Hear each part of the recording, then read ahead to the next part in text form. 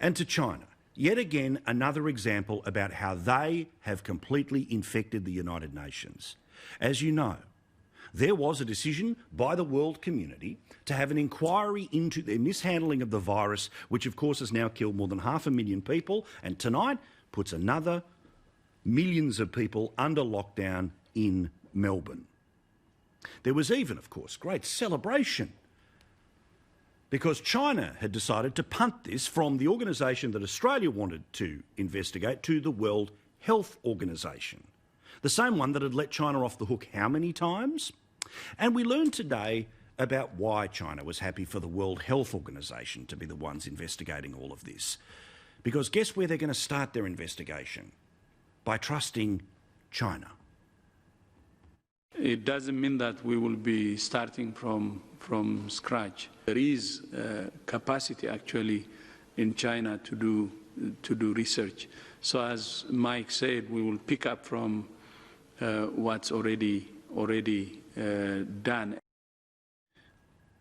No sooks, no lefties tonight, and an awful lot of truths on a tough night for an awful lot of Australians. Let's talk about it with Senator Pauline Hanson, former Senator and Sky News contributor Corey Bernardi, and future Senator, if you'd like to run anywhere, one of the outsiders, the great James Morrow. James, a lot in all of that. Let's go to China and the WHO, though. What about that? So, of course, China wanted it punted off to the organisation that looked the other way the whole time, and now they're saying, well, we can start where the Chinese left off, which unsurprisingly let China off the hook. Which let China off the hook. And, you know, let's go back and look at the WHO. Let's look at Tedros, who is the head of the WHO. All of the links between China and that organization. Xi Jinping's wife is on the board of one of their major committees. Ethiopia, where Tedros comes from, is the third largest recipient of Chinese largess.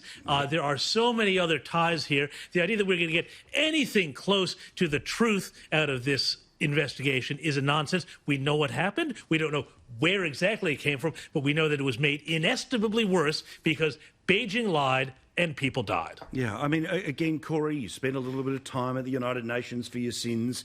We thought that it was infected by sort of a leftism and a hatred of the United States. But what's happened now is that the representatives in part of the Asia-Pacific region, that's us, is China. And they were able to get, this week, the Human Rights Committee to let them off the hook and actually endorse what they're doing in Hong Kong right now. And, of course, unsurprisingly, it's already starting, the Global Times suggesting that because Australia might end up taking refugees from Hong Kong, well, guess what's going to happen? Another threat towards our economy. Yet, of course, Joel Fitzgibbon, what does he say when all of this comes up? Well, there's this thing called diplomacy where you don't need to unnecessarily provoke China. Yeah.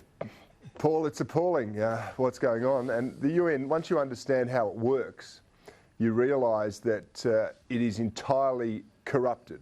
The process is corrupted because the African countries, for example, all gang up and vote together.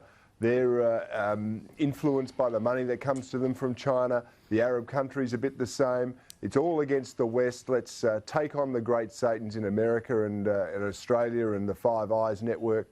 And in the end, they vote against us more often than they don't. And so I think we've got to start to revisit our entire engagement with the UN. Yeah, it's this thing, you know, again, Pauline, thank you for being so patient, but it's this thing where, you know, we understand the need to give money to help other countries. It's part of what happens as a rich... We get all of that, right? But this UN in 2020 is heavily poisoned and heavily compromised now. It certainly is, Paul. For the last 24 years, since I first entered Parliament and I got an understanding of the UN, I've been calling for us to pull out of it all these years. Even years ago, I said we shouldn't be a part of this. These are countries that are part of the UN and telling us what to do. They can't even get their own countries in order, yet they're on this board of the UN and they're supposed to be advising us how to run our own country. Look, I've got no time for the UN. I think that we have our own governments run our own country. Yes, I understand that you give assistance, you give help, we give foreign aid. But Paul, again, I've been calling that we clean up our own backyard before we actually give monies to other countries. Indonesia, over $350 billion a year. Papua New Guinea, $550 billion a year that we give to them. It's just ridiculous amount of money. We need to stop this. Especially after the COVID-19, we're going to be in debt for over $1 trillion. Now, we have to start having a look at our future economic you know, where we're going to stand economically with our own country.